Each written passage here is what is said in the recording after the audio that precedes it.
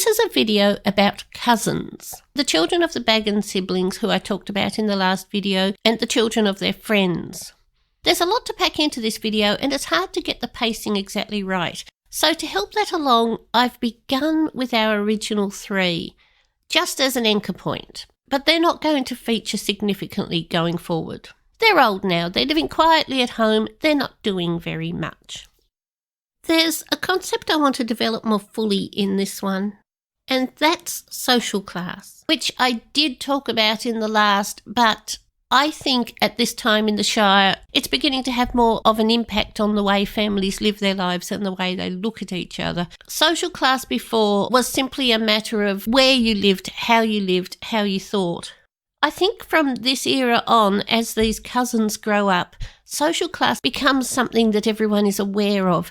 People actually start to look at each other and subconsciously assign them to their class. There's still no real judgment to it, but I think it's there. Beyond that, we're still just moving through the years, seeing who did what and where they went. And I'll now get on with that.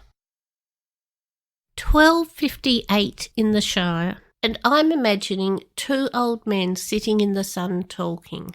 They were brought together for a funeral, the death of Bosco Boffin, head of the Boffin household. From this moment on, Otto is in charge of the Boffin house, ably assisted by his wife Lavender. He no doubt stepped into the duty some years ago as Bosco's health began to fail, but it's always something of a shock when someone dies. And this is a time when those who knew him well would inevitably think about their own mortality. This video series began with 3 hobbits. I'm still centering this study around the 3 of them and their descendants. They act like a sort of anchor. If we can establish who everybody was in relation to them, it is easier to keep track of them all. Balbo is 90 years old and his friend Maddock is 82. The 2 of them have a lot to remember. And maybe Gerontius was there too, if he could get away from his duties as Thane. He was 67 now, a very respectable middle age. There was no reason why the 3 of them shouldn't get together fairly often. Things move slowly in the Shire. Slow enough that the community leaders can spend their evenings socially. And since Gerontius and Maddock were responsible governors of their regions, they've undertaken what duties they do have very diligently. Everything is running perfectly to routine. They've held their respective positions long enough to have things ticking over exactly the way they want it. Also, to be passing on some of the duties to the sons that would one day replace them in their important roles. In 1258, Isengrim Took is 26. Marmaduke is 41. By 1258, Balbo is probably not working at all. If he is, it's duties around the Boffin household, and the younger members of that family are probably sheltering him from the worst of the hard work. This video series began with 3 hobbits. The next video began with 7, the 5 children of Balbo, Otto Boffin, and Maddock's son Marmaduke. In that last video, I also talked about Gerontius Took separately, with his still growing family. I'm going to maintain that separation for a bit, because Gerontius is out of line with the generations of the others. In this video, I'm going to talk about those original 7. They're adults now, and we're seeing a bit of change in their geographical locations. By Shire year 1258, this is where I think they are. Here's my map of the Shire. We've got Mungo over at Great Smiles with his wife and children. We've got Pansy somewhere, I think, around Budgeford with her husband and children. We've got Ponto over on the west side of the East Farthing, or possibly on the east side of the West Farthing. Maybe even in the very north point of the South Farthing, but in that region, in that general area. We've got Largo, who I think might have moved across the Brandywine River into Brandy Hall. And we've got Lily, who would still be living at home with her parents.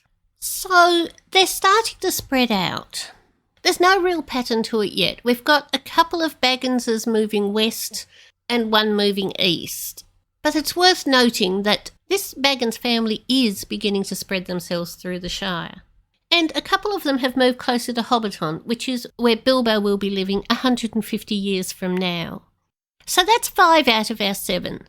Of the other 2, Marmaduke is in Brandy Hall and Otto is in the Boffin house in the Ale. If we're in the year 1258, Otto's father Bosco has just passed away, so Otto is now head of the house. I think Balbo and Barilla are still there too. Maddock is still in charge of Brandy Hall, and Gerontius, of course, is still the Thane of the Shire. There's one more person I'm going to add to this group, and that's Edelgar, who is also at Budgeford, living in the big house with his wife and his growing family. Also in Budgeford, we have Edeldreda, still single, but not single for long. In 1259, Edeldreda Bolger married Marmaduke Brandybuck. I said before that Edelgar's marriage to an unknown woman was probably the marriage of the decade. And so it was up till that point. But this marriage eclipses all. This marriage unites 2 of the most important families in the Shire. It was a long time coming. Maddock was 84 years old now. He'd probably given up all hope of meeting any grandchildren he might one day have. Marmaduke was 42, still young, but certainly old enough to do the right thing by Buckland and produce an heir. Marmaduke found a complicated situation when he grew up, I think. It seems to me at this time the Brandybucks were experiencing not financial hardship precisely, but some financial restraint.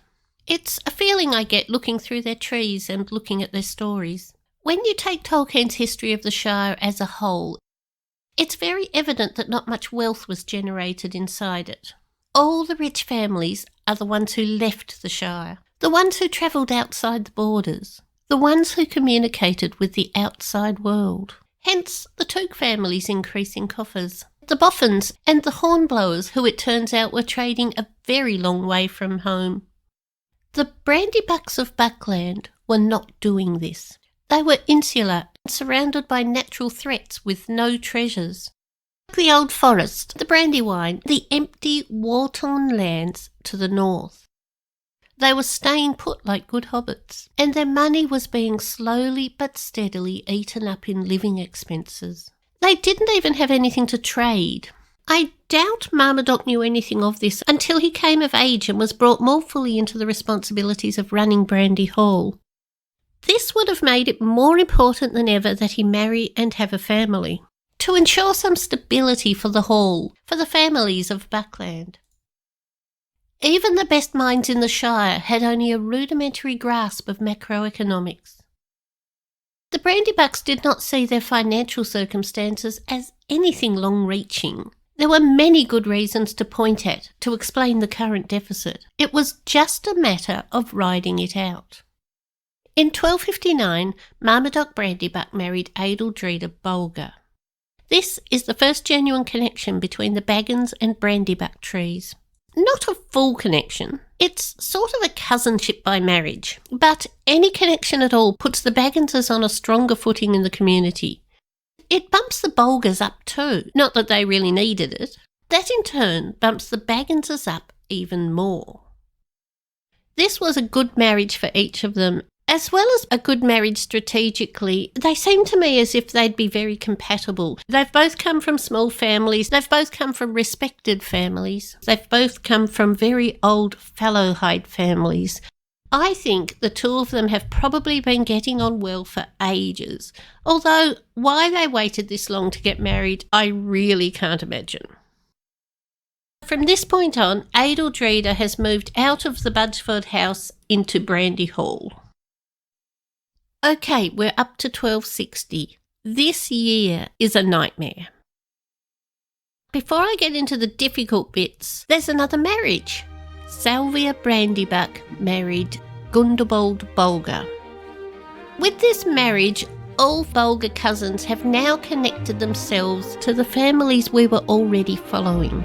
My assumption is that Salvia and Gundobald settled somewhere around Budgeford. There's a few more things I want to say about social class in Tolkien's Shire. There's been a lot of sociological research premised on the notion that class is a bad thing. Obviously it can be. It allows for disadvantage and discrimination. It does so more today than ever before, since society has now tied up class with wealth, thereby linking two mechanisms for social injustice together. Forget all that. That's the modern world. That's the real world. We're not in the real world. We're in Tolkien's world here. We're in his head, where things work in a much fairer way. The lower class were not subjugated. They simply had different jobs. They were healthy, they were well fed, they slept well at night. They participated in pretty much all the same social activities as the aristocracy, what Tolkien called the greater families. The ones where there were a class distinction were only because the people in that social class wanted to do that and people in the other social classes didn't.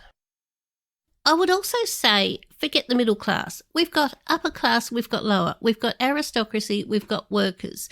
There is really no middle class.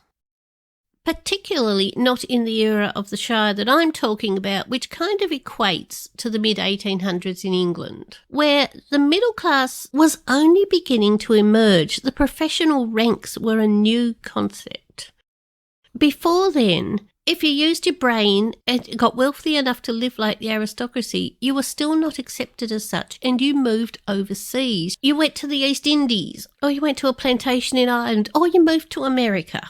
The middle class in England really only emerged through the late 1800s and early 1900s. You did get people like goldsmiths, wealthy commoner ranks. You certainly did, but they were still commoners. They were not aristocracy. So that's what we've got in the Shire still, and in the Shire it's a system that works beautifully. As I said in a previous video, people in different classes were educated differently. They had an utterly different experience. It was like they lived in a different world, just in the same place. When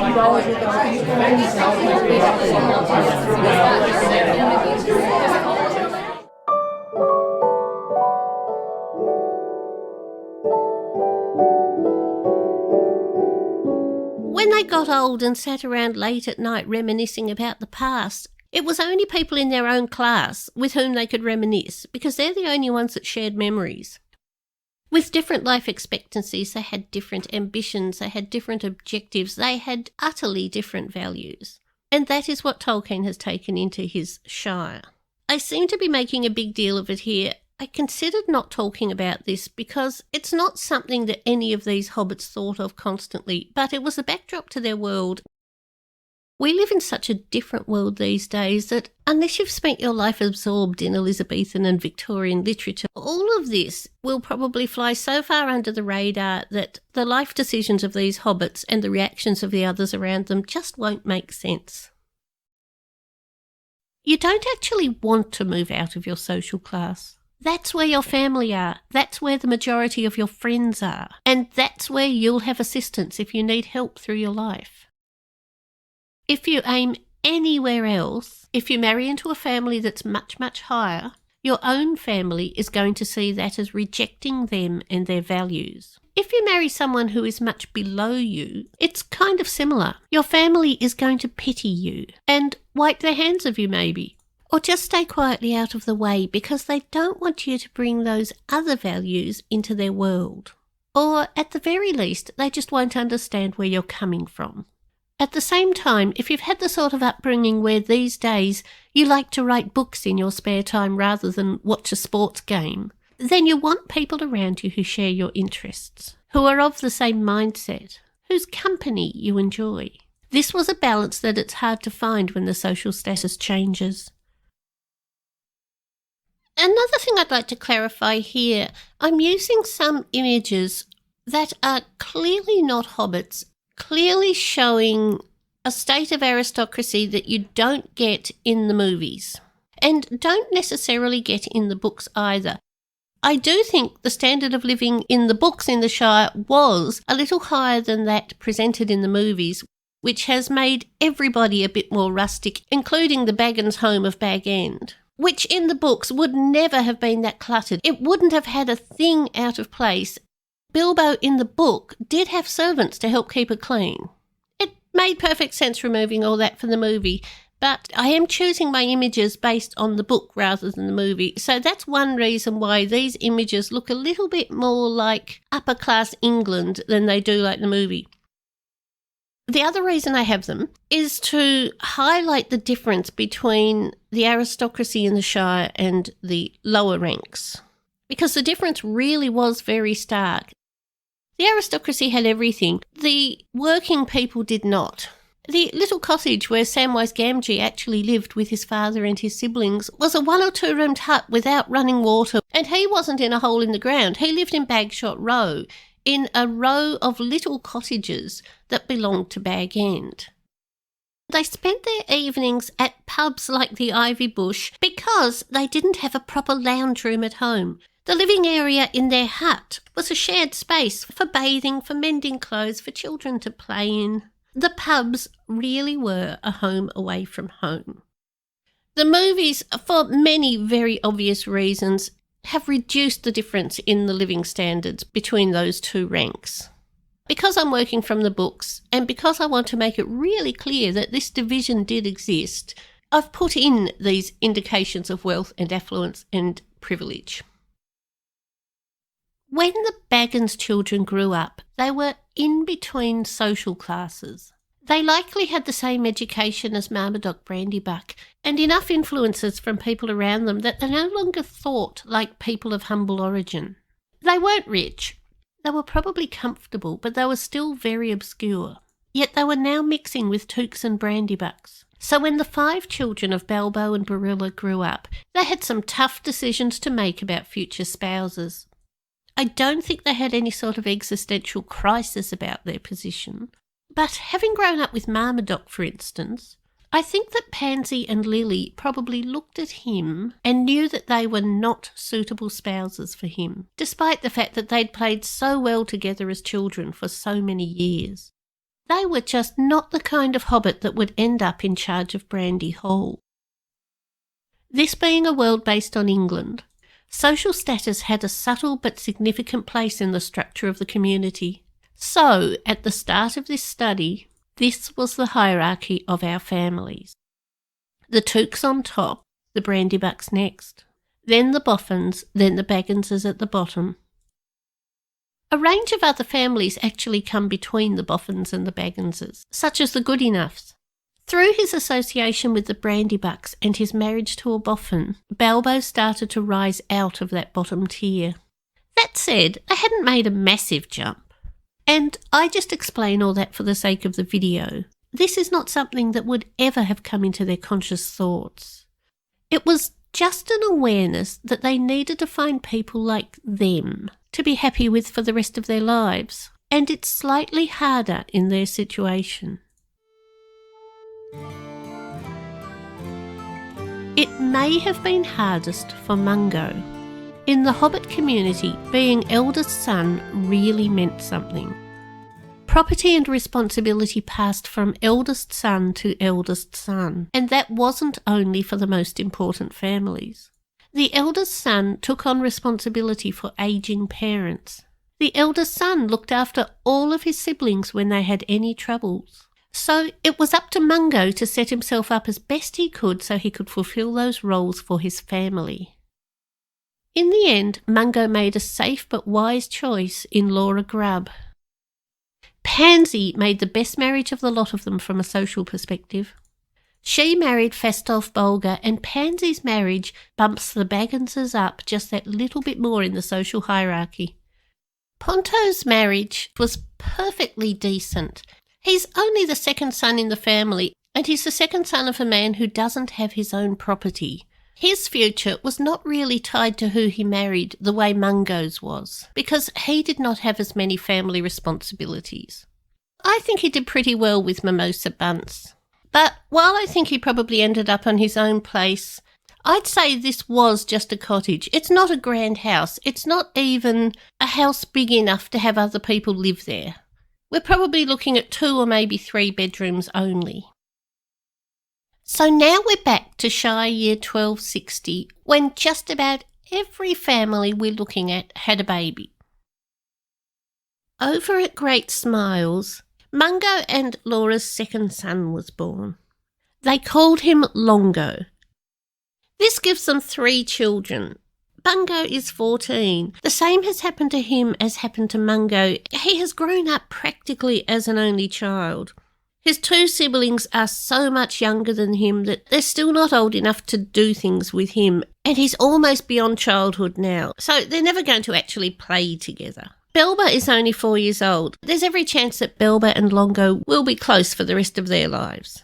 I see Mungo's family still settled at Great Smiles, and that is where Longo is going to grow up. Also at Great Smiles, Gerontius and Adamanta are still increasing their already massive family with the birth of a 3rd girl. This is the final of the famous 3 daughters of Gerontius Took, and like before, I'm going to cover them separately, so I'm still going to put her in just as a daughter. I'm not going to talk about them in this video at all. Part 5 in this Hobbit genealogy series will be dedicated to the Tooks. Back in the Boffin household, Otto and Lavender's next child is born. This is another boy, and his name is Rollo. As I've said before, boys really meant something in the Shire. There is an implication in Tolkien's setup that the more boys a family has, the stronger the family is. I see this as an indication that Otto is doing very well managing this household. Not only doing well, but doing better than his forebears. The likely consequence of his involvement with Marmaduke and probably the Bolgars as well. He's taken on some of their superior management skills, and as a result he's having sons.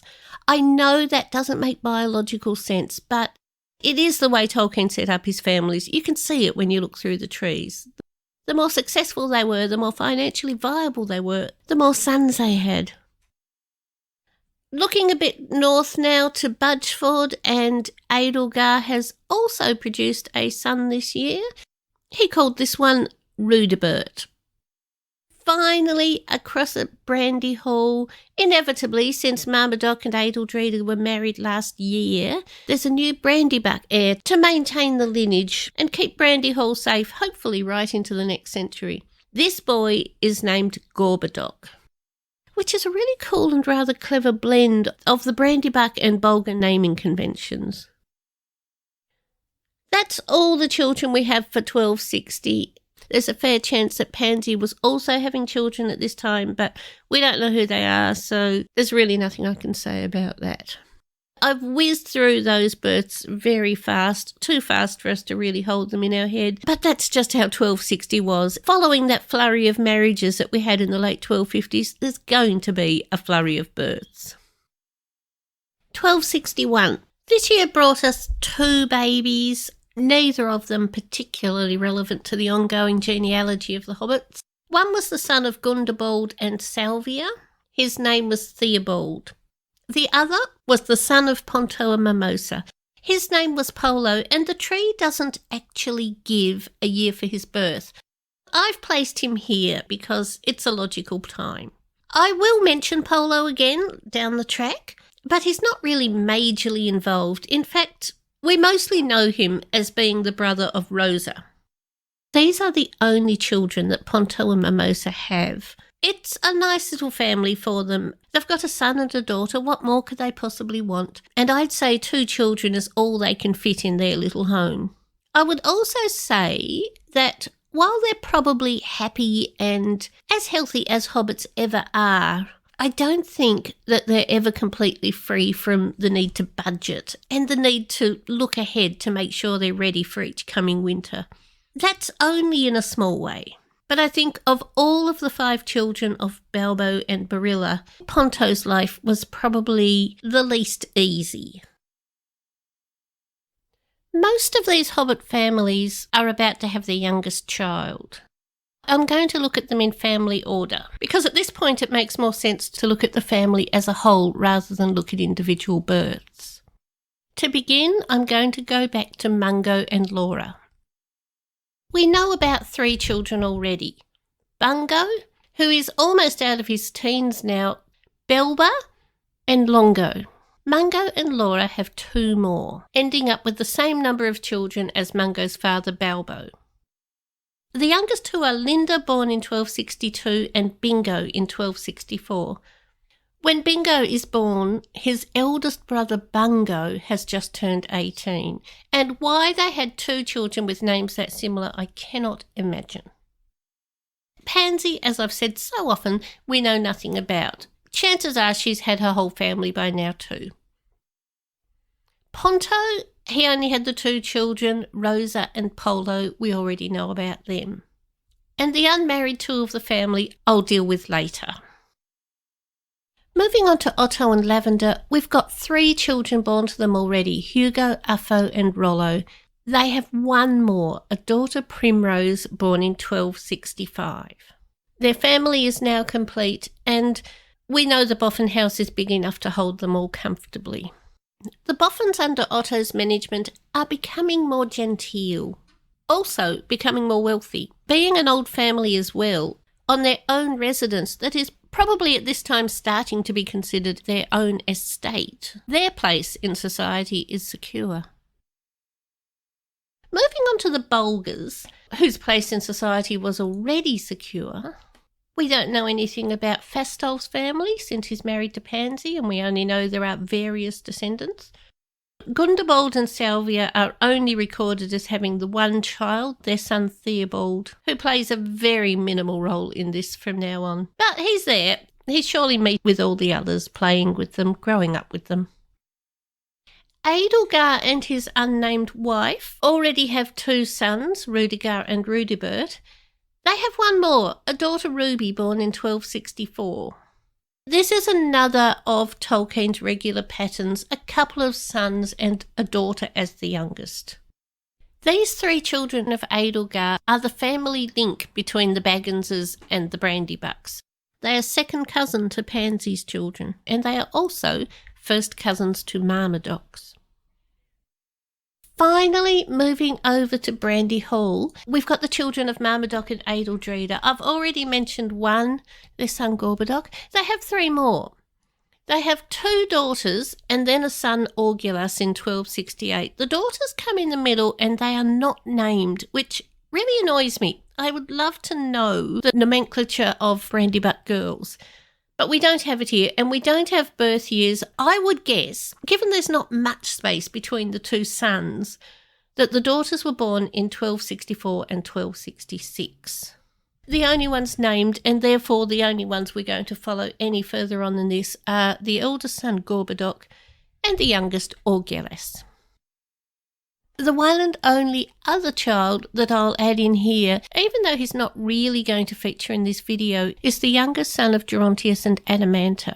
After the 3 girls, they have 1 final child born 1262, and that is a boy called Isengard. As I said before, I'm going to talk about the Tooks in a different video, but it is worth mentioning that he is now born. The family of Gerontius and Adamanta is finally complete. At this point, 1262, Gerontius is 72 years old, and his eldest son Isengrim is 30. Still not an adult, but not very far from it. I'm going to conclude this video with the death of Barilla Baggins, née Boffin. I think this took place in 1262. We're not given an actual death year for this event, but considering what happens next, I think it occurred at this time. Her death was the end of an era for her children and her husband. And this event moves us forward to the next video.